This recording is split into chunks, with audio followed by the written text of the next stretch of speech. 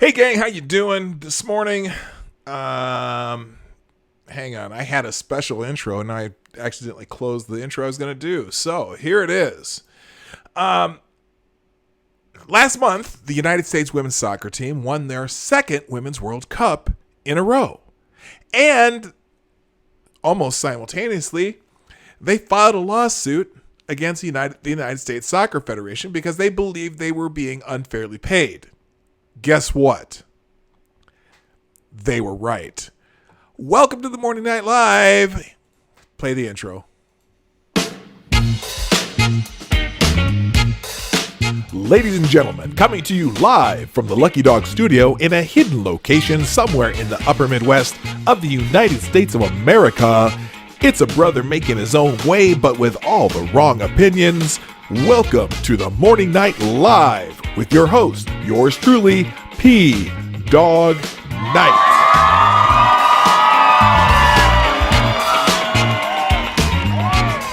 And stop the music. Good morning, everybody. Welcome to the Morning Night Live with your host, yours truly, me, Marty, aka Dawg Knight, on the Dawg Knight channel. So, lots of things going on in the world. There's tons of news, tons of headlines. I get all my headlines from the Ace of Spades blog still because JJ Sefton over there just does great aggregation and it saves me a lot of time in the morning. But this was not one of the stories that he picked up on. And I did. The U.S. women's soccer team. Now, I'm going to look some things up while I'm talking about this, so I'm not going to look at the camera. But the U.S. women's soccer team, as you know, they filed a lawsuit. In fact, let's see, as women's. Now, this should be, if I Google this, you would think this would be the top story. Now, I'm doing this on DuckDuckGo. I use that as my default search engine. And I'm just curious, as I look at the top stories, let's see. Okay, World Cup France, players, schedule, roster. Well, here's the New York Post story. Let's do the New York Post story. I had one from Outkick the Coverage, but anyway, let's see here. So the New York Post, what I wanted to see though, okay, if anyone's covering the story, because it's kind of humorous. National Slam. Okay, so really this is only one outlet has this as its top story. Now, okay, so U.S. soccer team sues U.S. soccer for gender discrimination. So this is back on March 8th in the New York Times. More than 24 members of the United States women's national soccer team sued U.S. soccer in federal court on Friday. And because it's a New York Times article, I'm not going to be able to read it. But let's see. They escalated their long-running fight. Oh, it's letting me read it. Well, maybe it will. Oh, because it's August 1st. That's why. So here's from March 8th. 28 members of the U.S. of the soccer team significantly escalated their long-running fight with the country's soccer federation over pay equity and working conditions, filing a gender discrimination suit on Friday. The suit in the United States District Court in Los Angeles comes only 3 months before the team will begin defense of its Women's World Cup, which it did won. Go get your coffee. I have mine. I have my reparations coffee right here. I'm talking to Sarah there. Okay, so anyway, the discrimination, the athletes said, affects not only their paychecks, but also where they play and how often, how they train, the medical treatment and coaching they receive, and even how they travel to matches. Now, that's fascinating because now I know one gripe they used to have is they used to put all the women's games on artificial turf, and that changed in the last year. But that wasn't necessarily just the U.S. women's soccer team. That was women's soccer teams all over the place. But let's see, where they play, how often they train, medical treatment, coaching receive, and how they travel to matches. Well, part of where they play often depends on how big of a venue they need for the average crowd size, which you can guess is a little bit smaller than the men, although they are becoming more popular in the United States because of the fact that they've won 2 World Cups in a row. But anyway, players involved, stars like Alex Morgan, Reagan Rapinoe, and Carly Lloyd and their teammates include some of the most accomplished and best-known female athletes in the world. Fantastic. Anyway, the lawsuit, let's see. They're alleging violations of the Equal Pay Act and Title VII of the Human Rights Act. Now, it's kind of humorous because the story as of yesterday, we'll put this one on the board. Bam! U.S. soccer team's equal pay gripe is less than it seems. Now, this is from July 8th. Oh, that's interesting. So this is from July 8th. This is an editorial in the New York. So no one's covering this story. I'll be damned. Well, here we go. Here's the story from July 8th. This is just a editorial by Rich Lowry in the New York Post. The women of the U.S. national soccer team are famous for being extraordinary athletes, repeat world champions, and plaintiffs. The team's lawsuit alleging pay discrimination against the U.S. Soccer Federation has done much to define its identity. A nearly perfect run through the World Cup has been widely interpreted as vindication of the merits. Let's see. So much so, the fans chanted equal pay after the U.S. victory in the final over the Netherlands and booed the head of FIFA and the organizer of the World Cup during the trophy ceremony. Hold the hell up. Ladies and gentlemen, we've already talked about this. Entertainment, what sports are. Entertainment, you're paid based on the revenue you bring in. And the Men's World Cup brings in $6 billion. The Women's World Cup brings in, and that's billion with a B for the men. The women's brought in $113 million with an M dollars. So there's probably why the Men's World Cup players get paid more. But this is not about that. This is about the U.S. Federation. So their lawsuit is about the U.S. Federation. So little news came out just the other day. We'll do Clay Travis here. Hang on. This is the wrong one. Doggone it. That's not the one I want. Well, anyway, there's a fact sheet here. This is Carlos Cordeiro from, I don't know what CSC soccer is, but anyway, it's USA Soccer. My letter and fact sheet to our soccer community about the U.S. women's national team lawsuit. We're committed to doing right by our women's players. I'm optimistic we can get things done. Is this big enough to read? Let's see if I can make this big enough to read. That's not letting me do it. All right. Okay, let me find this. I'm so sorry. I had this all set up and I blew it. U.S. Let's see, what is it?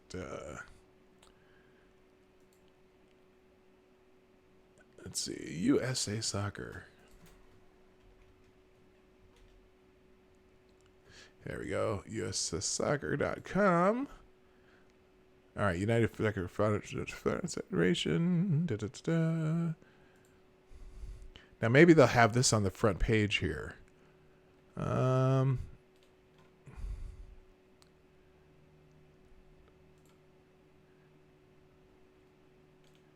Well, gosh darn it, they don't even have it on here. Well, here's the point. We'll just read here we go. The U.S. women's soccer, here's from Outkick the Coverage. Clay Travis wrote this. The U.S. women's soccer team is actually paid more than the men. Imagine that. I know we live in an era where everyone wants to be a victim and the facts don't matter, but notwithstanding this sad trend, I continue to fight the good fight and bring you the facts instead of feelings. And the facts on this soccer pay dispute are pretty staggering. It's unfair. It's unfair! You will recall that the women have claimed they are underpaid, and they've actually sued to try and get equal pay with the men.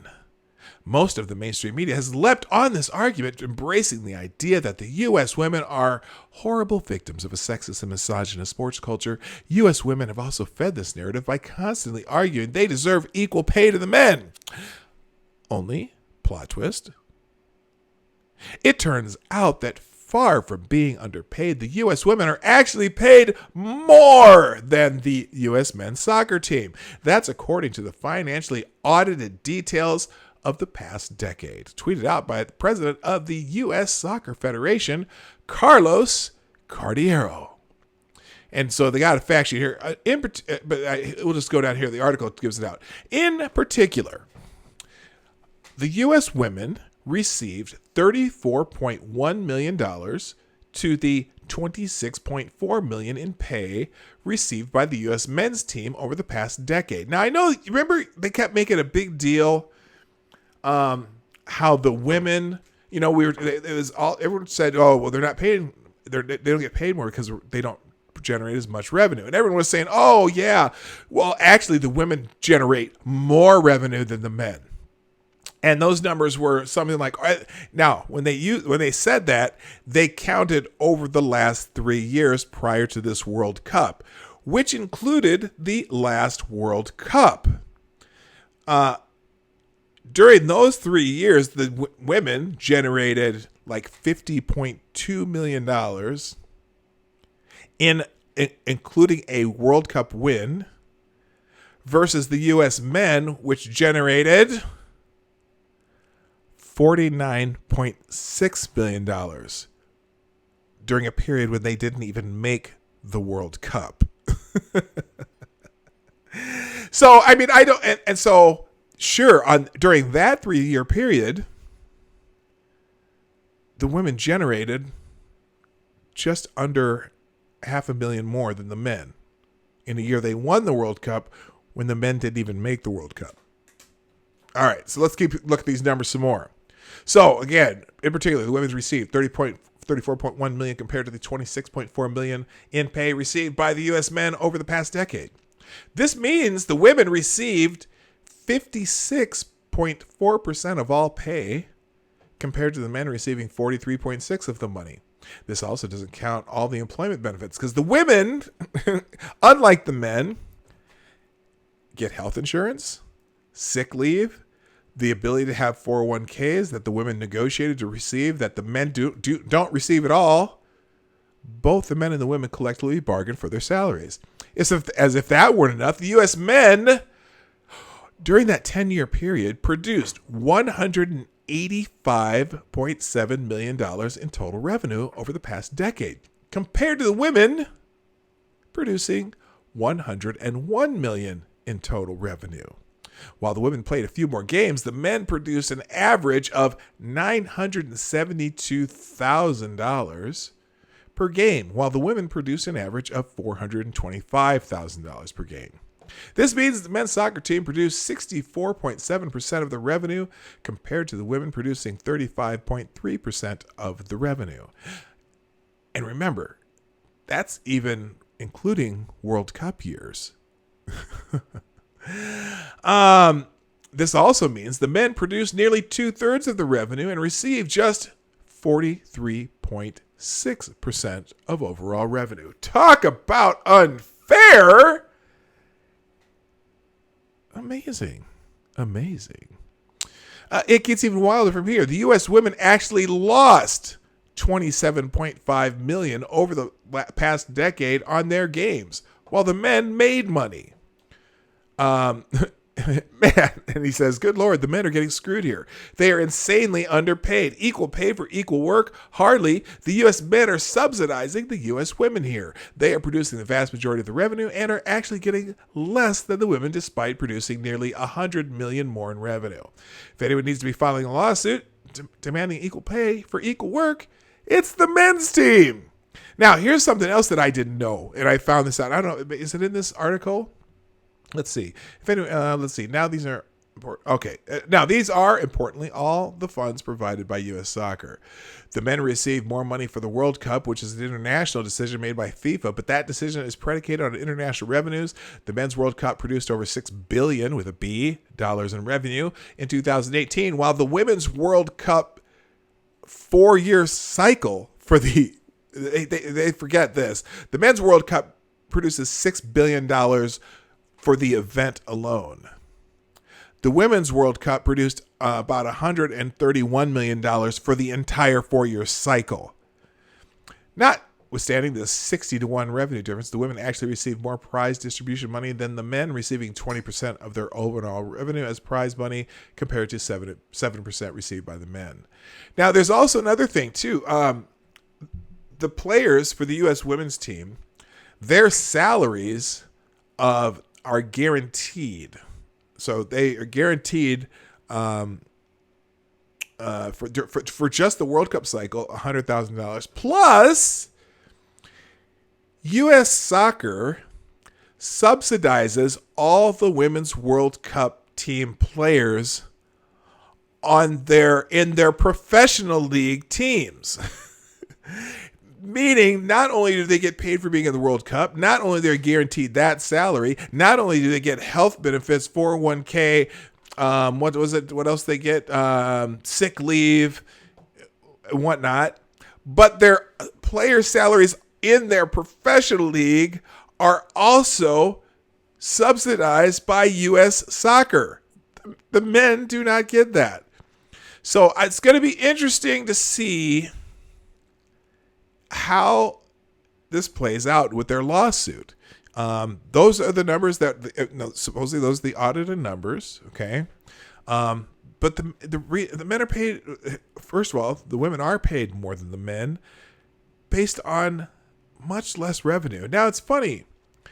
People are still arguing with this. I'm looking down at the comments on this post. Speaking of ignoring facts, USF's numbers for WNT players' salary include their NWSL salaries. No, it doesn't. They subsidize their NWSL salaries. So yes, it includes that. Their player salaries include that. But the men all play in professional leagues too, so it's not like here it is. Speaking of ignoring facts, the USF numbers for WNT players' salaries include their NWSL salaries. Those players are doing more and getting paid more for it. It should not be included in a real apples-to-apples comparison. Yes, it should, because theirs are being subsidized by U.S. Soccer, so they're getting paid to play somewhere else. They don't play because they are in the U.S. national team. The men do not get that subsidy. Can I post a link to the chat to the Outkick the coverage? Yeah, here. I'll put this here. Copy. Here's a link to the story that I'm reading from Clay Travis's blog site. So, yeah. So, and it's funny. People are just, they don't want to believe it. They don't want to believe that women are getting paid more. USF finances the NWSL salaries. So no, he's not ignoring facts. He put it, he's not at all. Yeah.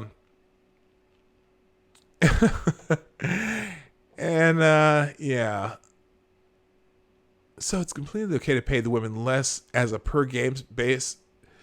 So this guy, so it's completely okay to pay the women's team less as a per game base salary and less in bonuses for the same achievement because taken as a whole, plus the fairly disingenuous addition of league salaries, they have gross slightly more salary while winning everything there is multiple times than the men's team, who has spent the last decade embarrassing the U.S. on virtually all international stages. Not so sure. Dumbass! The men bring in 65% of the revenue of U.S. soccer. It doesn't matter what you achieve, okay?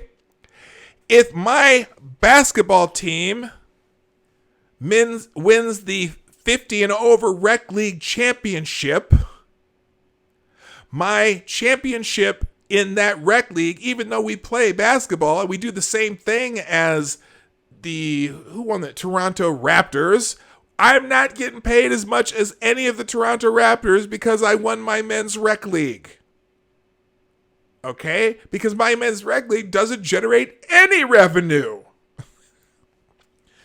If the St. Paul Saints win the minor league that they're in baseball title,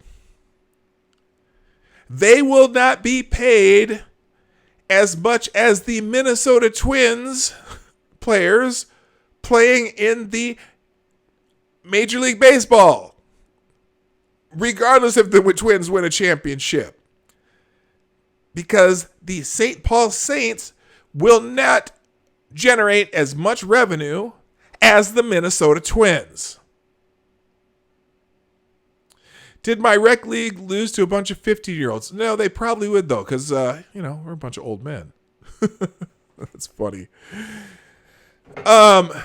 So, in fact, I guarantee you that the Dallas club team all-stars of 15-year-olds that beat the U.S. women's national team in an exhibition game did not get paid as much as the U.S. women's national team.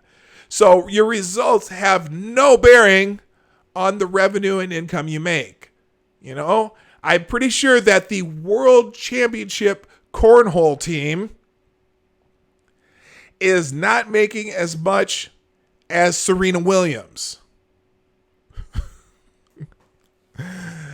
So it's just funny. Oh, another one. Sorry, Clay, swing and a miss. This is disingenuous.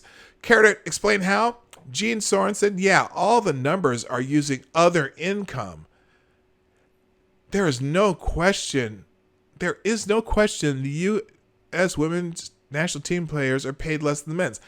No, they're not. They've negotiated to get paid year-round for playing in an entirely another team. It doesn't include their salaries. It includes what the U.S. soccer subsidizes their regular league salaries because they're on the national team. So let's put it this way.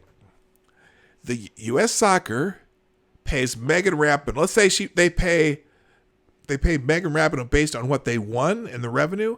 And then they also subsidize her salary in the in the women's professional soccer league. They subsidize her salary there too.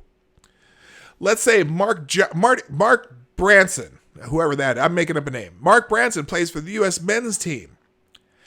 First of all, he only gets paid if he plays.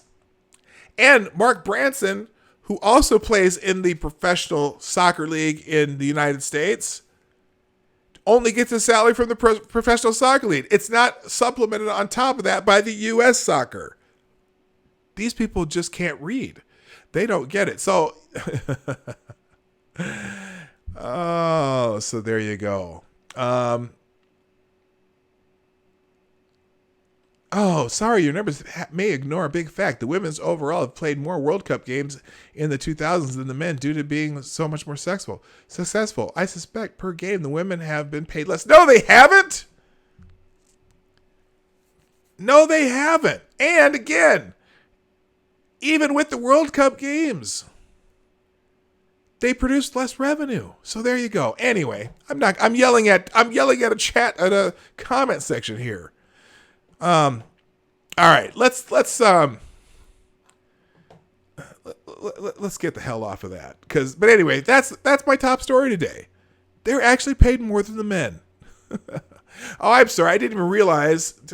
You know what, you guys? If I happen to have the story offset incorrectly, you have to remind me because I don't always look to my left here on my screen. So let me know when things don't look right and I'll make sure they fix. See, that should have looked like that. Sorry about that, everybody. There's the whole story. Sometimes I don't always set up ahead of time. Anyway, let's get off that story because my goodness, I don't even know what's happening now. Hey, by the way, good morning. Quick reminder, the Morning Night Live is brought to you by you, the viewers of the Morning Night Live. Remember to share that little arrow that's over here, little arrow that curves up or however that works. Hit the share button. Make sure you're sharing this out. I also put the link of, here's the Twitter link. I'll put that in the chat too again. Oh, that's the wrong one. I already put it in the chat. Here we go. Let's see. Copy link address and put it in the chat again. If you, doggone it, that's a pretty, never mind. Anyway, some of you have already done it. Hit the share button. You can put it out yourself. Also, if you haven't already hit the like button, do that. If you like what we're doing. If you don't, hit the don't like. I'm fine with that. Just interaction is king. And then also, if you'd like to have some super chats read, if you have questions for me, you can throw those in a super chat via the Streamlabs link down in the description below. Sarah also often will put that in the chat. But first of all, I didn't even say good morning to everybody. And by the way, Jaeger Pony, good morning. You were first, and you already knew that because I've already talked to you a little bit. So you get the bell. Good morning, Rolling Bear, Necrosol, Collins, Sarah. Scrolling down. Johnny Hellcat. Who else? Richo. Good morning. Check your logic. Evil One. Toasted Network. How you doing? Pete. Is that Pete? Is that Grillin' Pirate Pete with the new just Pete now? I don't know. We'll see. MC. Hammer time. Cynical Lindsay. Good morning. Who else is here? I hope I'm not missing anybody. That looks like about it. So anyway, and those who are lurking, I appreciate you all too. You don't have to be in the chat. Just hope you enjoy the show. Now, real quick, so yesterday,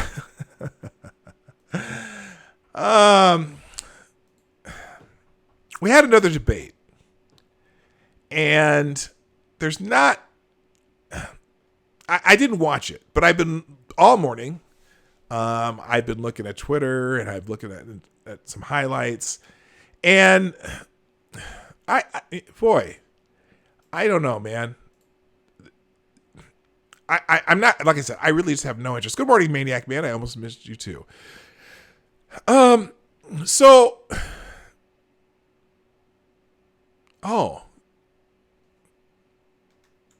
let's see. Why are doctors so stupid? Why do a lot end up suggesting treatments for chronic conditions that never worked in the first 50 times you tried them? Man, I'm sorry that you're going through some challenge there. Yeah, that's sometimes you know what? We're going through that with my father-in-law. He has some pain medication that does not work. And so we've been trying to get them to try something else. And then the next nurse practitioner or doctor comes in and tries to prescribe the same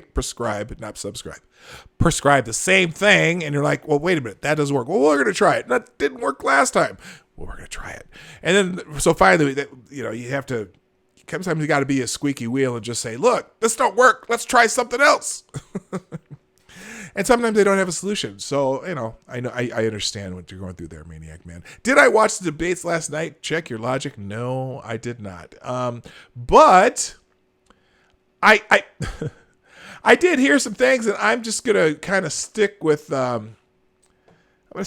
what other people say because I completely missed it. Oh, that's too bad, man. I know that I comment on the chat kind of off really late because there's a lag between the chat and what I see. I do have the current chat up too. I don't know. So I'm sorry that you're going through that, man. But I do appreciate you coming by and being in the chat and around the show. So this kind of sums up the debate. I didn't really watch it, and I'm not going to really pay close attention until people start dropping out. Dems doubled down, targeting Trump, turning back the clock. After the first debate on Tuesday, CNN took some heat for including no questions about the famous Mueller report. This time, but good. The Dems, they don't want to talk about Russia. They don't want to talk about the Mueller report. That's not good for them. Okay? It just makes them sound petty, and I guarantee you, someone on the DNC said, you know what? We don't want to talk about that. We want to talk about how many times we can call Trump racist. So they took some heat for taking no questions about the Mueller report. This time, that was Tuesday. This time, the CNN crew did bring it up, but only near the end of the proceedings. Senator Kamala Harris, California, cited 10 clear cases of obstruction of justice on the part of President Trump. No one is above the law, she said, because that's their tagline. There's a whole bunch of stuff coming out, man. We'll get to it. But the candidate failed to outline the 10 clear cases. In this recent testimony, Mueller cited 0 cases of obstruction. That's true. He didn't cite anything. Now, the Democrats tried to get him to read those things, but Mueller decided that he wasn't going to read them out loud because reasons. Anyway, Senator Cory Booker said the president is authoritarian. You know what? I love this argument that they're saying, oh, the president is an authoritarian. He's a dictator. He's like Hitler. He's like a despot. So I ask, if the president is such a authoritarian, such a dictator, Hitler-esque despot, how is it that not a single person who criticizes the president, oh yes, and they criticize him a lot, Not a single person has been put in jail, disappeared. Have any, in fact, we could do a count. Let's do a comparison. Okay? People who have investigated or been potential witnesses against the president, not a single one has been mysteriously killed in a freak accident. Now, I wonder if you could say that about, oh, no, we're not supposed to bring that person up. But it's funny, all the people who've mysteriously just had, well, what do you guys call it? Somebody, the people who've gotten really sad. Anyone criticizing Trump gotten really sad yet? No. Oh, you're trying to obstruct the freedom of the press, right? Oh, he's against the First Amendment because he always criticizes the press. Has anyone from the press been put in jail or under investigation by federal authorities because of Trump? No! Of course not. Of course not. So how someone explain to me, how is he an authoritarian? Okay?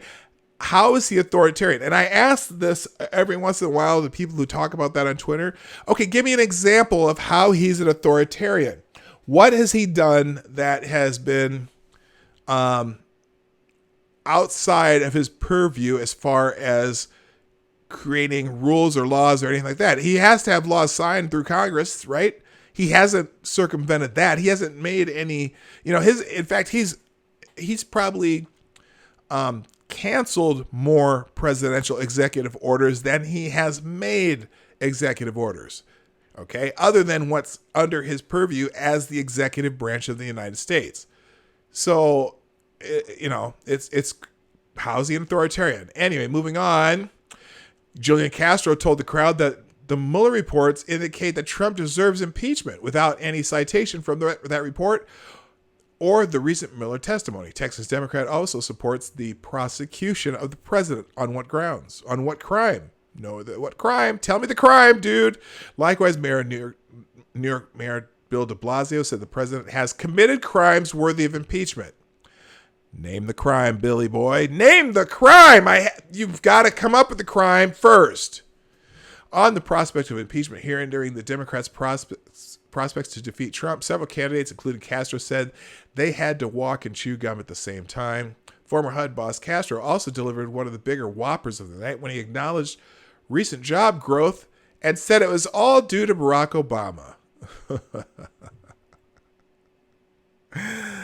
Oh, 3 years into the presidency. 3 years in, and it's all due to Barack Obama. I'm sorry, but you can look at the line of the. Okay.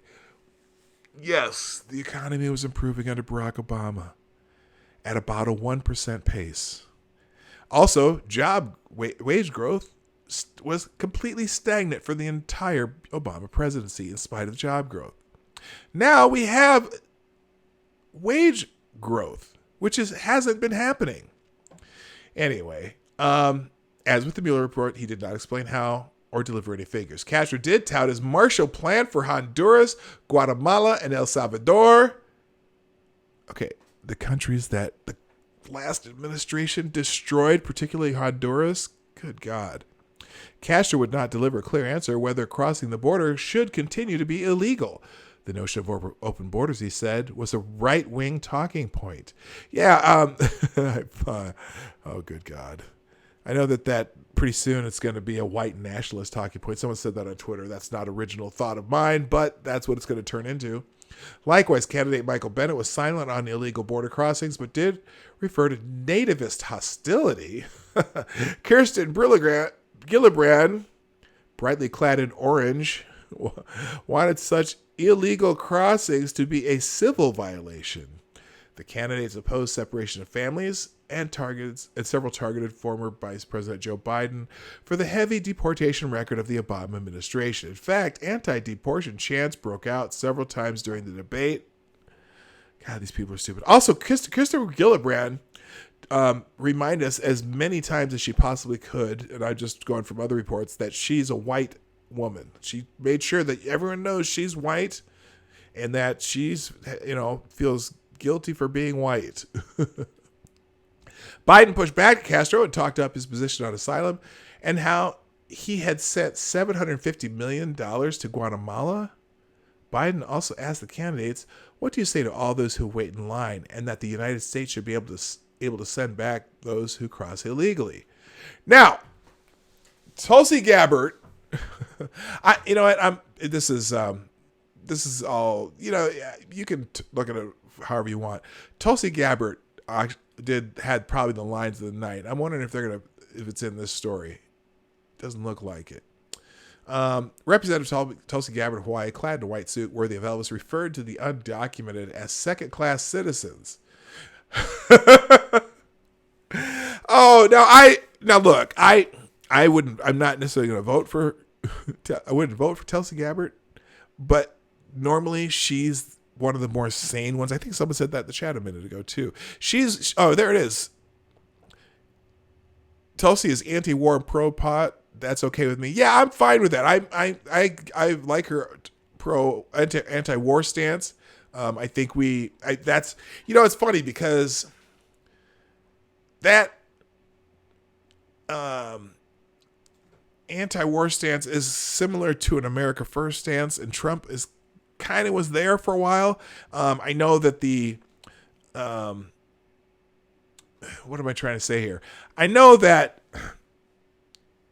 on the ground situations in the world that we are currently in sometimes require action.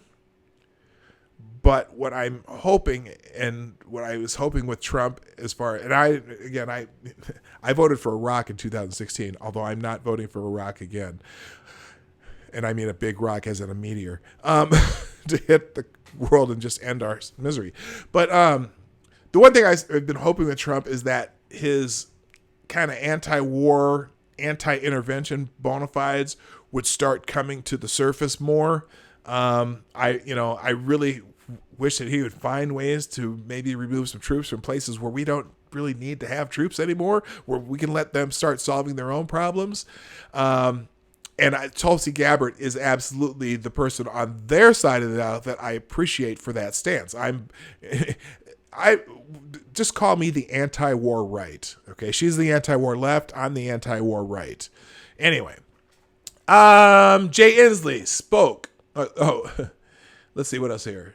Gabbard did say she would make it easier to gain asylum in the United States, but did not support free college for illegals. Oh my gosh! Somebody decided that everything shouldn't be free for everybody.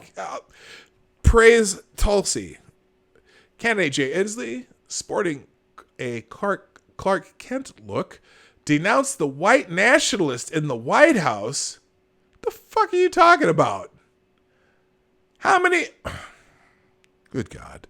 How many white nationalists start with prison reform, letting out prisoners who are black? The white nationalists in the White House and said, send us your Syrian refugees. I have a buddy from Syria. His family's in Syria. I used to work with him when I was, it was 20 something years ago. Good dude. And, I got to go talk to him a little bit more about Syria. His family is somewhere in Syria where there's no problems. They've been safe somehow. So there are parts of Syria that are safe. It's kind of like, when I was talking about Portland, and everyone talks about how Portland's a hellhole, but when we were in Portland, we weren't in the areas that were the hellhole. We stayed away from that hellhole. Anyway, Cory Booker, who likes to host Don. Who, like host Don Lemon, often calls Trump a racist, warned about playing into Republican hands. Bill de Blasio wondered if Biden used his power as vice president to stop deportations and got no clear answer. For his part, Biden became something of a target in the open exchange on health care. Biden charged that the Medicare for All policies touted by leftist Democrats would raise taxes and cause people to lose their employer-based insurance, because it would. You can't beat Trump with double talk, said Biden, who wants to build on Obamacare and take back all that Trump took away. F Obamacare, too. Now, this is one area, too, where I'm kind of disappointed with Trump because I was hoping that he would do some of the reforms that the right has been talking about for years, as far as removing, for example, state line barriers so that there was actually be competition in health insurance. And I think part of it is that they effed up and didn't really repeal Obamacare. Thanks, John McCain.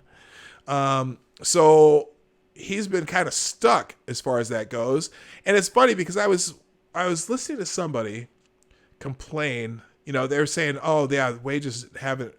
First of all, they're saying wages haven't risen, which is untrue. And she's talking about, well, yeah, but I feel like I'm stuck. You know, I haven't gotten a raise from my employer in 4 years, and I have, you know, my health insurance premium have gone up and up and up. And I'm like, you do realize why health insurance premiums went up like a motherfucker in the last, 10 years. A lot of it is due to Obamacare.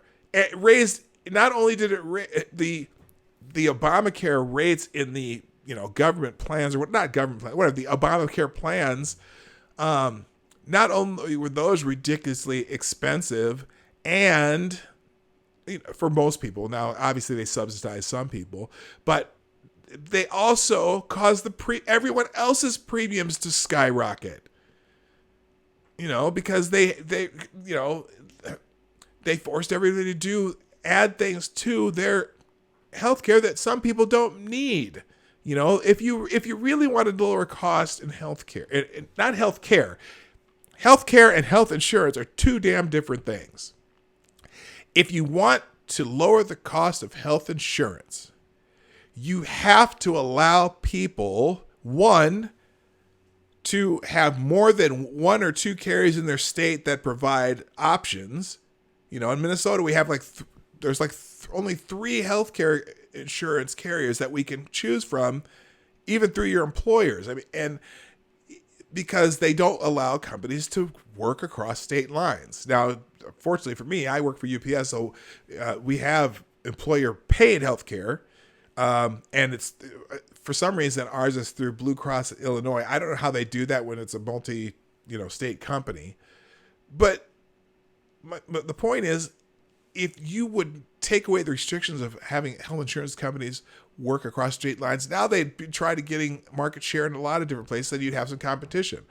Also, to be able to not have to pay for things you don't need. So, for example, if I feel like to be able to choose my own deductible, or only have catastrophic care, and be able to, I want to be able to pay for my own medical visits, because in the end, it'd be cheaper for me to just pay for my medical visits and have catastrophic care insurance. But they barely allow you to do that anymore. A la carte type services, competition. There's all kinds of things. Anyway, thank you, Check Your Logic, for shilling for me on Discord. So anyway, in the debate's foreign policy section, candidate Gabbard lamented on the nation's endless wars and said our president is supporting Al-Qaeda. What? What the hell is she talking about? See, now, I don't know. Maybe this article is pulling out things that she didn't say exactly how. She didn't say how exactly, but that might have tied Julian Castro's contention that Obama caused the nation's current prosperity. The people of Detroit could be forgiven for thinking he didn't, and that Democrats bear responsibility for many of their current woes. As on Tuesday, the so-called moderates and progressives tangled, but no clear winner emerged. On the other hand, Cory Booker may have provided a hint when he said Trump is enjoying this debate. Yeah. Right now, there's two fairly, well, actually, let's see. Here's the winners from the 2 days of Democratic debates. Okay. One is Marianne Williamson. Because Marianne Williamson was the most searched candidate on Google after the first night of debates.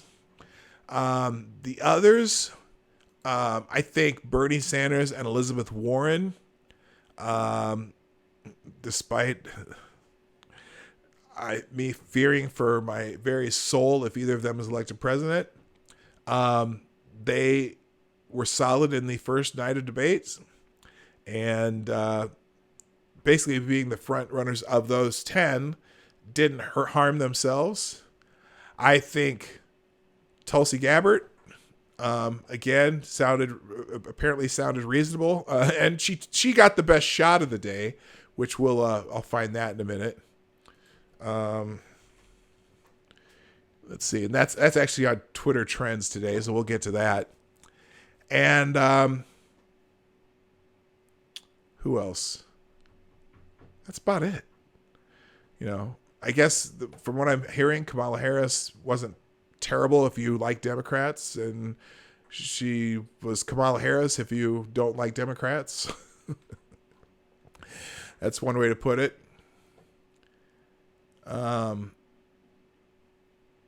Interesting. I'm looking at a tweet by Michael Tracy here. A vast majority of Tulsi supporters, volunteers, and staff that I have interacted with across the country, I would say 90% plus, are liberals, leftists, and Democrats. Yet, because she attracts a handful of right-wing fans online, she gets depicted as somehow stealth GOP. It's insane. Yeah, Tulsi is not GOP by any stretch of the imagination. Anyway, by the way, the math problem argument, that is still raging. I'm going to have fun with this today because some people asked me to prove my work, and I'm going to prove my work. At least, okay, never mind. I'm not going to go into it. If you want to go through my Twitter feed and listen to me rant about math. Yes, check your logic. I did get all of my hair cut, by the way. I did that this morning. So, all right, let's move on here. Yes, we still got some time. So the Dems doubled down in Detroit. We already did that. Let's see. We got if you want let's see, live bar screams are brutally boring. I want to get Tulsi's thing. Well, we'll get to, again, never mind. That's in Twitter trends today. Pocahontas. The other night she said that she was at the border and she made the claim that she saw babies in cages. Now, obviously that's been a talking point of the Democrats, kids in cages, because they have pictures of people behind chain link fence during the Obama administration.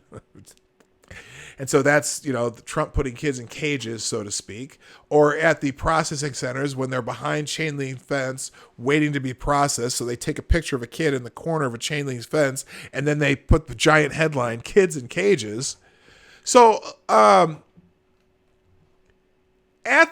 in the debate last night, Senator Elizabeth Warren claimed there are cages of babies being held at the United States border, despite there being no photograph or video evidence of such detention practices by U.S. border agents. During Tuesday night's CNN 2020 Democrat presidential primary debate, Warren claimed she saw cages of babies. Cages of babies. That sounds terrible. Being held in detention when visiting the U.S.-Mexico border this year. Now, so when you good morning, Longfish. I'm glad you're here. I just noticed you came in. Good morning. And Necro, did I say hi to you earlier? Yes, I did. Okay, I think so. If I didn't, hi. Okay. When I hear the words children in cages or babies in cages, what is the image that comes to mind? Okay.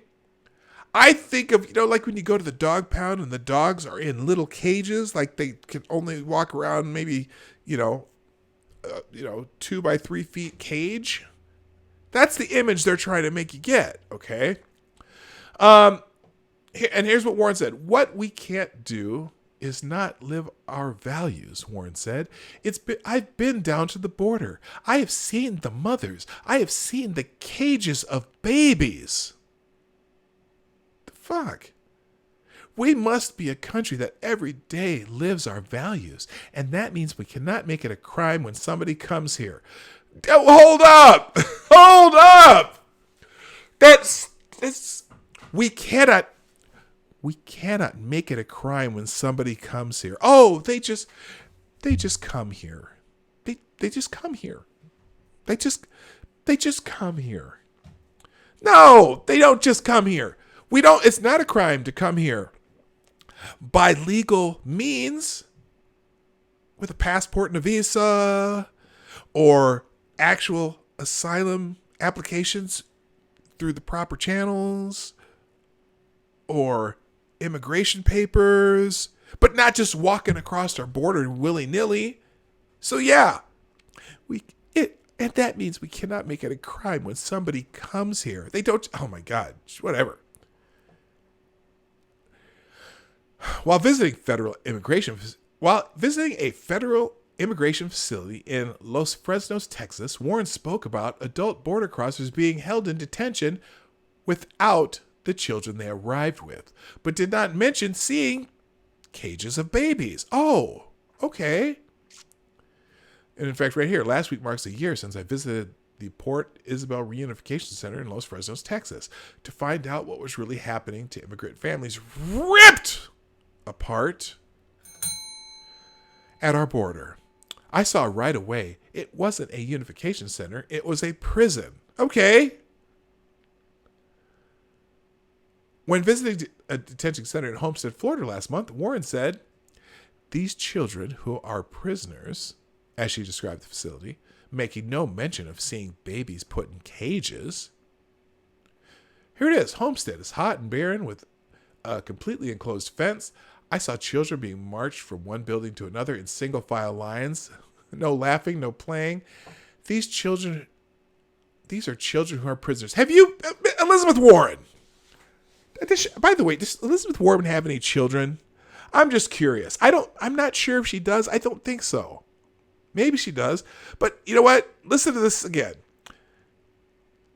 We saw children being marched from one building to another in single file lines. No laughing, no playing. These are children who are prisoners. Have you ever been to an elementary school, Elizabeth Warren? Ever? Ever? Have you ever been to an elementary school? Because I remember when my kids were in elementary school and we went to school one time and there was a group of kids who were marching in a single file line out of this one room, and then they went down the hallway and in the single file lines, no laughing, no playing, just marching in a single file line all the way to this other room where they had like these tables with these, a bunch of little round chairs attached to them, and there was a window where they went in and got food because they were marching from one building to another to go to the cafeteria, and they marched in a single file line. Shut up! These children were described staying in the Homestead Detention Center appeared to be mostly young boys who have either arrived in the U.S.-Mexico border with adults or who arrived unaccompanied and are waiting to be transferred into the care of Health and Human Services Agency. So, yeah, they're waiting to be transferred to a facility that, where they can live. So look at these. These are like 13, 14, 15, 16-year-old boys. So these are the migrant children she saw in Texas. They're older kids. Hey, how you doing there, dude? Well, I was going to say Pablo, but I don't know what the hell your name is. Pablo's a Mexican name. It's not a Honduran name. Anyway, other photos provided to the public revealed detention space that is overcrowded along the southern border, but there have yet to be images released showing babies held in detention space alone or together. Although Warren accused the Trump administration of caging children and adult border crossers in nearly unlivable conditions, the Massachusetts senator did not denounce the same conditions that occurred during the Obama administration. Of course you know what? Nobody knows that. You wouldn't, nope. The only people on the planet who know that are people who are paying attention. No, all they hear is babies in cages.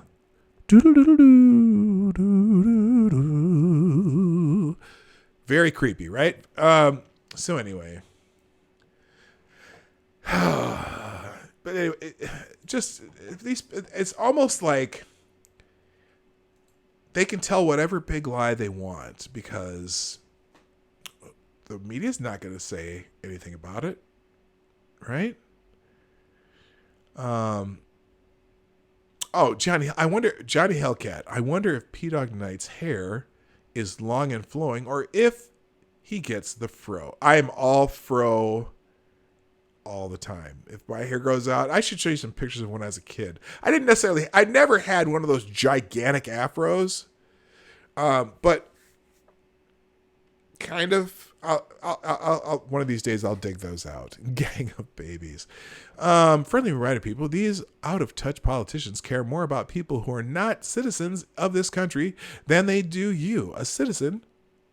Remember that before you cast your vote. Yes, Cynical Lindsay, I agree. They don't. They just, it's all pandering right now. And right now, it's funny. Here's what they've done, the Democrats in particular.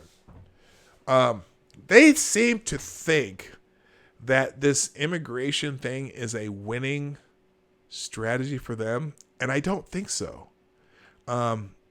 Me coming from having family that are immigrants, because several of my Nigerian relatives have immigrated here. They don't like people who immigrate here illegally, and in fact, 30% of Hispanics vote Republican, and people who come here legally do not like people who come here illegally in an illegal manner. So I don't know. I have no idea what they're thinking. I just don't know. Here's one other thing about the one other thing about the debate last night that it was hilarious that I read about. Joe Biden, Democratic debate 2019. Joe Biden mangles his own campaign pitch. Joe Biden fumbled during his closing statement. The Democratic presidential debate at the Start over. Joe Biden fumbled during his closing statement at the Democratic presidential debate on Wednesday, erroneously encouraging prospective supporters to go to Joe 30330 rather than texting Joe to the campaign number. If you agreed with me, go to Joe 30330 and help me in this fight, Biden closed out, as if the name and number combination was his campaign website. The 76-year-old presidential hopeful's team was quick to clarify the snafu, blasting out a tweet from Biden's official campaign account directing people to text Joe to 30330. I just got off the stage where I shared my bold vision for our future. Sorry. Built on uniting our country. Because I know if we work together, there's nothing we can't do. Read part of the tweet. Yeah, whatever. So anyway, yeah, Joe's a gaffe machine. He always has been. All right. I have tons of articles, but I can only really get to one more. So what are we going to do? Let me scroll through this a little bit. Let's see. Oh, well, here. Let's start with everyone's favorite grievance grifter, Talcum X. So, Sean King falsely linked white man to murder of a black girl. The man committed suicide in prison. A man whom Black Lives Matter activist Sean King wrongly linked to the shooting death of a young black girl was reportedly found dead in a Montgomery County jail cell from an apparent suicide. Robert Paul Cantrell, 49, was found by staff at the Montgomery County Jail early on Tuesday, July 23rd. He was hanged in an apparent suicide. Staff tried to revive him and perform CPR, but all life-saving attempts were unsuccessful, a Houston area ABC affiliate reported Monday. Cantrell was in jail on a charge of robbery evading. In April, King wrongly connected Cantrell to the tragic murder of 7-year-old Jasmine Barnes, who is black. King predictably claimed racial malice, the Daily Wire reported at the time. Now, this Jasmine Barnes case, yeah, he was His pickup was seen at the scene, leaving the scene, and Sean King, well, here, I'll just read this. In a now deleted post, King asked his followers, "What more can you tell me about Robert Cantrell? We've had 20 people call or email us and tell us he's a racist, violent asshole, and always has been. Just tell me everything you know." Now, fucking Sean King. So Sean plants the seed, claims that this guy shot Jasmine Barnes when they figured out that she was actually shot by some gangbangers. And they actually caught the guys who had the rented car or whatever. Anyway, Cantrell's family, as noted by the Daily Wire, was immediately flooded with threats. King apparently linked Cantrell to the killing after Jasmine's mother initially suggested the attack was racially motivated. Jasmine was murdered in a Walmart parking lot while she was with her mother and other relatives. Cantrell was quickly dismissed as a person of interest, and Eric Black and Larry Woodruff, who are both black, were later charged with capital murder for the killing of young Jasmine. The murder was allegedly a gang-related identity mix-up. King has a history of posting inflammatory tweets to his massive Twitter audience and then deleting them without repercussion. Because he somehow makes money off that. I think there's some way if you get verified on Twitter, you can make money on Twitter, and he has over 1 million followers. By the way, it is FTG Thursday, and can I please get an FTG for Talcum X, Martin Luther Cream Abdul-Jabbar, also known as Sean King. Anyway, so yeah. And then he said Blank became the first martyr attempting to liberate and earlier this month, the activist praised a self-identified far-left Antifa member who tried to attack an immigration center in Tacoma, Washington. The activist seemingly encouraged more violent attacks, lionizing the armed attacker, whom the Daily Wire will not name, as the first martyr attempting to liberate imprisoned refugees. Blank became the first martyr attempting to liberate imprisoned refugees from a for-profit detention center in Tacoma, Washington, posted King in a soon-to-be deleted tweet. His hero was John Brown, the white abolitionist who led the raid on Harper's Ferry in 1859. This is what our country has come to. He also called the unsuccessful terrorist manifesto a beautiful, painful, devastating letter. We are told that this is the final letter of Blank, who was shot and killed by law enforcement as he attempted an attack on a for-profit refugee detention center in Tacoma, Washington. He wrote, "It's a beautiful, painful, devastating letter." The attack wasn't crazy, contended King in another now deleted tweet, noting that inaction is. Holy criminy. Hello, Talon. How you doing? That's the first time I've seen your name, but thank you for the FTG. Oh, no, I think you've been here before. Anyway, but King has a comment on Cantrell suicide. Yeah, that dude, even after the two guys that actually committed the shooting were caught and, we realized that this is more of a gangbang, mistaken identity thing, the Cantrell was still getting death threats and still getting called white supremacists and all this, blah, blah, blah. So anyway, he ended up in jail for another thing. And now he's dead. He committed suicide. So, and I'm not going to say that this guy was a saint. Obviously, he was in jail for some kind of robbery issue, whatever. But there we go. Do I do one more? Oh, one last thing. There's more news on Jeffrey Epstein, and since it's FTG Thursday, I think it's appropriate we talk about this jackass. Apparently, Jeffrey Epstein reportedly received new allegations that he raped a 15-year-old day before an injury in a prison cell. Oh God. Oh my God. Just one day before a registered sex offender, Jeffrey Epstein was found injured in his prison cell with minor marks around his neck. He apparently had been provided court documents that he alleging he had raped a 15-year-old girl. Oh, I see. That's he received that report. He just after he got provided those court documents, that's when he allegedly tried to commit suicide. CNBC reported that Epstein had been served legal documents which outlined the claims of Jennifer Arauz. I'm not sure how you say that. Who says the millionaire financier raped and assaulted her in his New York City mansion while she was a high school student in 2001. NBC reported that Arauz's story on July 10th, in which she claimed a young woman approached her outside of her high school and began speaking about a wealthy man she knew.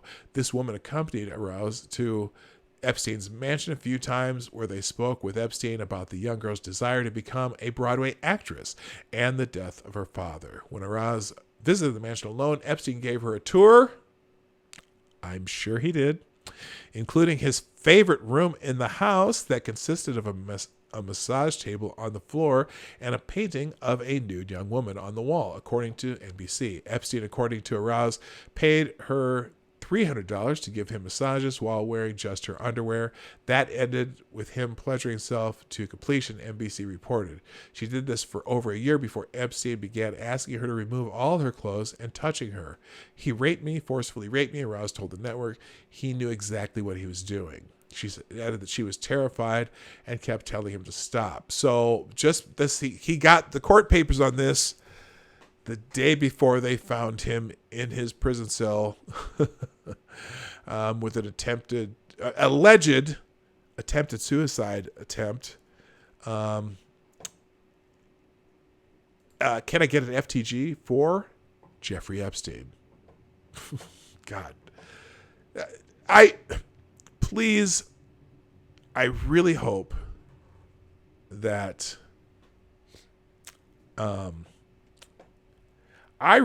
that he ends up in jail for the rest of his life.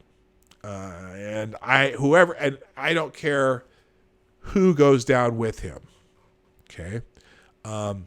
Whether it's our famous former first family, any of the celebrities that hung out with Epstein. Apparently there's another, who's the guy that some Las Vegas magician. I can't remember which one though, so I'm not going to say. I think it might be David Copperfield, who also owns an island, also used to hang out with Epstein. And if even if it's the president, if the president involved in that shit, it doesn't seem like, based on really we'll just talk about flight logs and the fact that Trump was the only one who cooperated in the Florida investigation of Epstein, makes me think that maybe Trump didn't have any involvement. But anyone, I don't care who it is. Epstein needs to go down. FTG.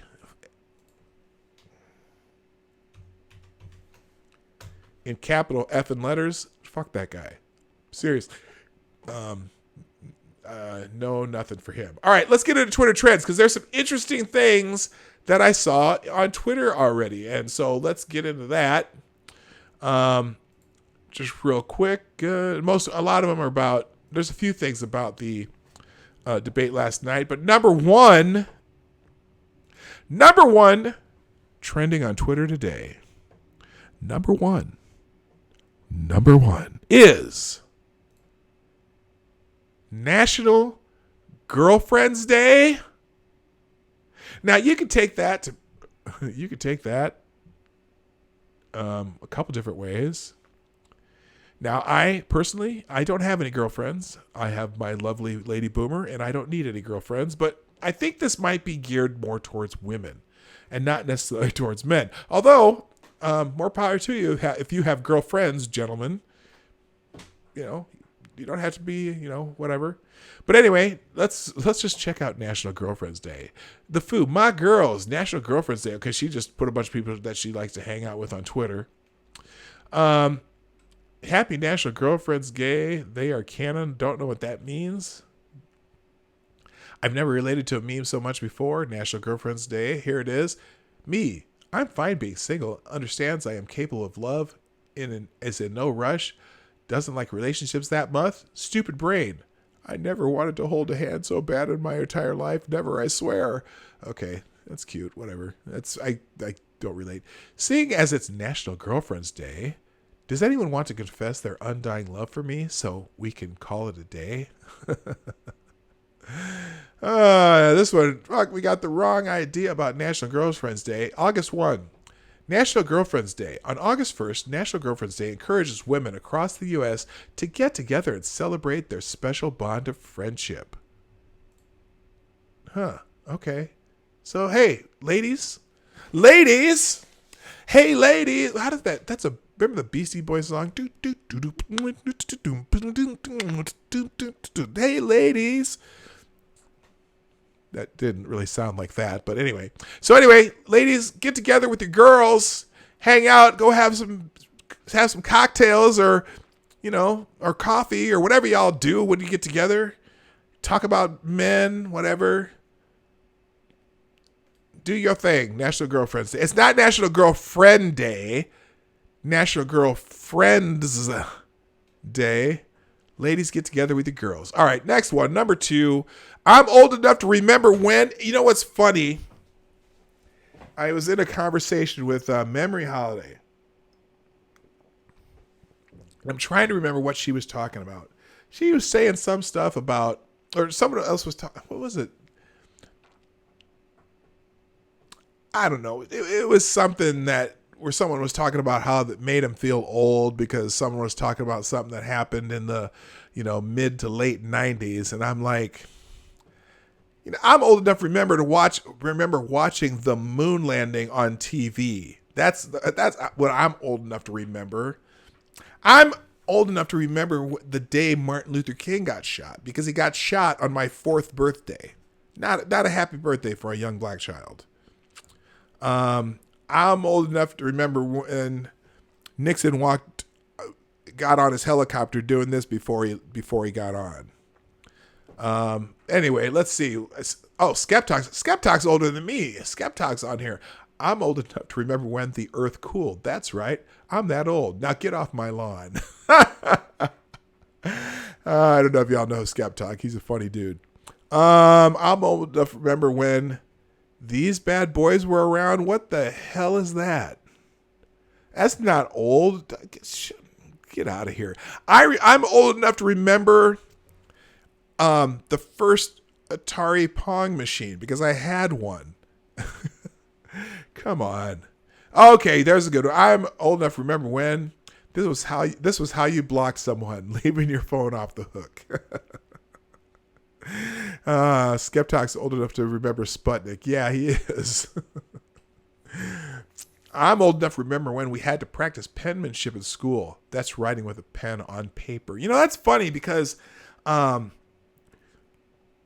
have noticed how people can't write anymore. Although my daughter has great penmanship. It's amazing. But I see kids, they're so used to typing everything and they're so used to clicking it out on their phone that nobody writes anymore.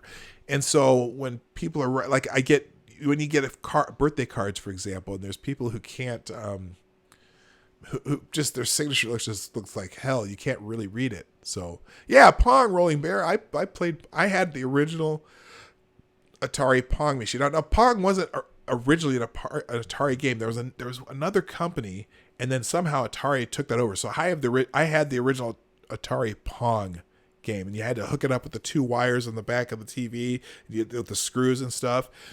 And in fact, I think, and I've always been meaning to check, because I think that machine is still stored in my mother's basement in Omaha. And I've been meaning to just go through the storage area in her basement to find that because it's probably not worth anything, but still, I want to be able to hook it up to a TV and show it to my son because he thought that was really cool that I had one of those. Anyway, I'm old enough to remember when Trump wasn't president. Way to go, Check Your Logic. That's a good one. But hey, he's still president. I'm old enough to remember when going to Blockbuster. Oh, now look at this. Now look at this McDonald's menu. So this is a McDonald's. This has got a quarter pounder with cheese, 70 cents. Quarter pounder, 60 cents. Big Mac, 65 cents. Cheeseburger, 33. Hamburger, 28. This has got to be around, I'm going to guess, the late 70s, early to late 70s. Because I remember you'd go to McDonald's and you could get a hamburger for a quarter. Look at this. Pop. Root beer, Coke, root beer, orangeade, 15 and 20 cents. Good Lord. Triple Ripple ice cream cone, 20 cents. Wow. I remember that. Yep. Hell yeah, I remember that. All right. So there's a lot of good ones. You can check that one out. All right. Let's move it on. Oh, I'm running out of time here. Thursday Thoughts is number 3. Is there a good thought? Just the top one. After watching this short AOC clip, I'm recommending that voting be forbidden in New York, henceforth and evermore. Oh, what is this hell? Gentlemen? Wait, what is this fresh hell? We're going to watch this fresh hell. It's only 2 minutes long, but all right, let's watch this. I'm afraid. Welcome, ladies and gentlemen. One America News is proud to present the Ocasio-Cortez Comedy Hour. We look at these figures and we say, oh, unemployment is low, everything is fine, right? Well, unemployment is low because everyone has 2 jobs. Oh, this is a clip of AOC gaffes. Yeah, no, unemployment is not low because everyone has 2 jobs, dear. It's funny. She said that, and she has a degree in economics. Are working 60, 70, 80 hours a week and can barely feed their kids. Obviously, like I had a staffer, release a document that talked about cow flatulence, but we need to innovate and change our grain, our cow grain from which, they feed in these troughs. These are our solutions. Okay, so obviously this is a clip spliced in with people laughing at her, but still. The world is going to end in 12 years if we don't address climate change. Your biggest... and she says she didn't say that, too. She literally said those words, that the world is going to end in 12 years if we don't address climate change. Like I said, in my lifetime, if I had, well, not $1, but the world should have ended at least 7 times that I can think of during my lifetime based on doomsday predictions, and including twice because of climate change. Just saying. Issue is how are we going to pay for it? And this is the war. This is our World War II. It's our World War II, she says. You know what? I can't do it. I'm sorry. That's the Thursday. I can't even listen to her. I'm sorry. I'm going to move on. Kamala Harris destroyed, though. This was amazing from the debate last night. I hope someone has a clip of it. But there's people who think Tulsi Gabbard was hired by Russians. All right, here it is. It's got to be here. Kamala Harris destroyed his trending after Democratic debate. She was. Here we go. This was beautiful. Now, if you don't spend any time on Black Twitter, by the way, which I tried not to spend a whole lot of time there, but I do occasionally. Black Twitter just means all the black people on Twitter are a bitch about shit. A lot of people in the black communities, or black people, aren't thrilled with Kamala Harris because Kamala Harris was a prosecutor and she did some shady shit when she was a prosecutor in California. So listen to this clip of Tulsi Gabbard I'm thinking she may have ended Kamala Harris's career here. Listen to this. And the people who suffered under your reign as prosecutor, you owe them an apology. Senator Harris? Oh, no, that's not the whole clip. No, I want the whole clip. No, don't give me just that. No. No. Where is it? This.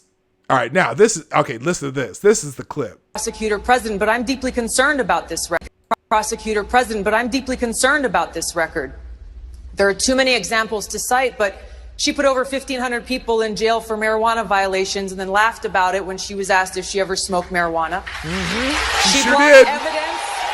She did. Blocked evidence that would have freed an innocent man from death row until the courts forced her to do so. She did. She kept people in prison beyond their sentences to use them as cheap labor for the state of California. She did. And she fought to keep cash bail system in place that impacts poor people in the worst kind of way. Yes, she Senator Harris, did. when you were in a position to make a difference and an impact in these people's lives, you did not. And worse yet, in the case of those who were on death row, innocent people, you actually blocked evidence from being revealed that would have freed them until you were forced to do so. There is no excuse for that. And the people who suffered under your reign as prosecutor, you owe them an apology. Smack that ass! Prosecutor Yes! President, I'm deeply concerned. Yes, Tulsi! Tell that! Go get her, Tulsi! She got her butt kicked. Now, it's hilarious. So trending on Twitter, Kamala Harris destroyed. This has been a delight to watch. Propagandists don't know what to do with themselves. Seeing Kamala Harris destroyed trending probably doesn't make them feel any better either. Propagandists are freaking out over Gabbert's destruction of Harris. As of this writing, Assad is showing on the number 5 trending list on the sidebar of Twitter's new layout, while Gabbert's name is nowhere to be seen. Yeah, how is it that Tulsi Gabbert isn't trending for that? Instead of they put Kamala Harris's name up there. And the other part of that, see, now look, Kamala Harris destroyed. Normally they put trending with, and Tulsi Gabbert's nowhere to be seen. Now again, I'm not, if it's a choice between Tulsi Gabbert and if Tulsi Gabbert would happen to get the nominee, I'm not voting for her, but I like the woman. I want her to be in government somewhere. Okay? She is actually the type of opposition party you should have. Someone who's thoughtful. I don't have to agree with her, but I appreciate that she's a thoughtful person and not just demagogue. But she ripped that ass. I'm telling you, she sure did. She sure did. Oh my gosh. Tulsi. All right, August 1st is trending. I don't need an August 1st. I know it's, let's see. Herman Melville, the writer of Moby Dick, born 200 years ago. New month, new blessings. Okay, that's good. Nightwolf makes a return to Mortal Kombat. That's trending number 8. Football is back. Yes. Oh, yeah. Spring training started, man. I've been seeing a lot of the Vikings around. I live in the same town as the Vikings training camp and their headquarters, so we see a bunch of the players around town here, and tons of Vikings fans coming out for spring training practices and things. They get tons of people going to their spring training camp. So football is it's back. Football's back. I should put a countdown for when football starts. Hall of Fame games coming up at the end of August. And then you'll start seeing some college games too. I can't wait. I really do like football. I don't follow it closely, but I like watching football. If there's a good, especially if there's a good game on, I don't necessarily care who it is. And there you go. Stan. Oh, Johnny Hellhat. What does Stan mean? Stan. It's kind of, in a way, it's kind of morbid. If you remember the what's this? Eminem song Stan, where he has the fan who's writing him constantly, and just it means you're a super fan. And it's Stan, the song talks about the guy writing him, and he ends up driving off a car with his girlfriend in the trunk, killing himself because Eminem wasn't writing him back. But anyway, Stan's a super fan, obsessive fan of somebody. Anyway, Ashley Wagner, Olympic. Okay, another, oh goodness. Ashley Wagner, Olympic figure skater, has come forward with sexual assault allegations against fellow figure skater John Coughlin, who died 6 months ago. Wow, that's interesting. I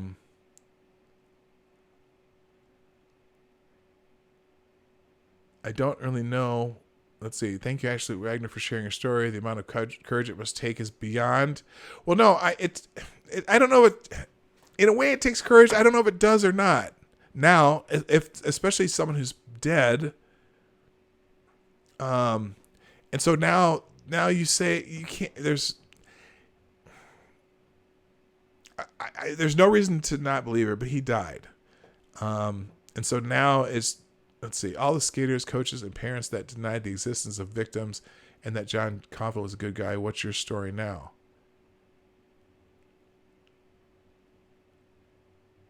Thank you, Ashley Wagner, for sharing your story. The amount of courage it must take is beyond. And to all the skaters, coaches, and parents that denied the existence of victims and that John Coffin was good. What's your story now? You know what? The story now is there'll never be a way to be sure if it's true. I don't want to doubt her. But at this point, the guy's dead. Maybe if it happened, it's cathartic for you. I don't know. It seems to be a sad story to me. Anyway, all right, moving on. What else is up here? Let's see. We did Ashley Wagner. 13RW. Have no idea what that is. Probably has something to do with what? Netflix. Wait, guy. 13RW is gonna be good. We killed Bryce. Everyone. I don't know. Anyone know what 13? Oh, what is 13RW? Another season of 13RW. Anyone know what that is? I mean, people. Okay, I have no idea. Oh, 13 Reasons Why. No, hell no. They're going to, what? Another season of 13 Reasons Why after someone killed themselves and these people are happy that it's coming back on? That's about, oh, God, no. Oh, it's down here, 13 Reasons Why. Who killed Bryce Walker? Oh, come on. Sam Mendes, who's that? That's trending. Oh, God. Sam Mendes. Oh, a 1917 movie. Okay, there's a trailer for a new movie called 1917 about some World War I dude. That actually looks interesting. Go check out the trailer for that. It's on. It's all over the place. Trump eulogies. Some people are just sick people. Trump eulogies is trending. Let's find out why. Trump eulogies because at least he showed up to speak instead of showing up to be the bringer of death. Okay, apparently he gave a eulogy somewhere. She was a beautiful woman in life, always coming on to me when her husband wasn't there. What? Sometimes when he was. Fun girl. She still looks like 8 out of 10 in that casting. She looks... So apparently, this is people making up... Okay, on June 29th, 1999. So they're going to talk about something 20 years ago again. Good God. On June 29th, 1999, Trump gave a eulogy at his father's funeral. Trump used the time to talk about his own accomplishments and to make it clear that, in his mind, his father's best achievement was producing him, Donald. This is from Rolling Stone. So it's a Rolling Stone hit piece. You know what? I thought maybe it had something to do with what Trump said recently, but people have been, that's good God. It's Rolling Stone. What do you expect? All right. Anything else good on here? Text. Okay. Something about some K-pop chick. Epic Universe. Universal's Epic Universe. Orlando. Okay. And Thursday Motivation. That's good for today. Let's see what else. Oh, still people talking about the answer to this question. Oh my gosh, Necrosol. Now that is funny. That's okay. I'm going to end on a good laugh here. Necrosol did this Photoshop of me skydiving, which I would love to do someday, but it won't be today. Hey, thank you guys. That's awesome. All right. Ladies and gentlemen, It's time for me to go. I appreciate you all coming here today. Thanks for being here on the Morning Night Live. We're here Monday through Friday, 10 a.m. Eastern, 9 o'clock Central, 2 p.m. GMT. And you know what? If you haven't already done it, I would appreciate it greatly. I would greatly appreciate it if you hit a like button. Okay. And also, if you haven't shared this or you haven't got here late and watch it later, please share this out on social media. I'm trying to grow the channel. I'm hopefully making videos that I have some videos that are in the works coming up. I'm still working on them. I haven't finished editing, but today I have some time. I might be able to finish one of them today. But hey, share the channel out. Hit the like button, and if you ever want to make donations or do super chats, just a reminder that we do those through the Streamlabs link, which is in the description down below. I gotta go, guys. Thanks for being here. I hope you had some fun. Had fun in the chat. My name is Dawg Knight, and I am out of here. Bye bye. Hey, this is Dawg Knight, and I want to thank you for joining me today on the Dawg Knight channel. Before you go, if you like what you saw and you're not already subscribed, please make sure that you hit the subscribe button down below, and definitely click that bell that pops up afterwards so you'll be notified when I post new videos or when we go live. I broadcast my live show, The Morning Night Live, Monday through Friday, 10 a.m. Eastern, 9 o'clock Central, and 2 p.m. GMT. A special thanks to all supporters of this channel who share our videos on social media and who make donations through our Streamlabs link in the description below. Thanks again, and until next time, I'm Dawg Knight, and I'm out of here.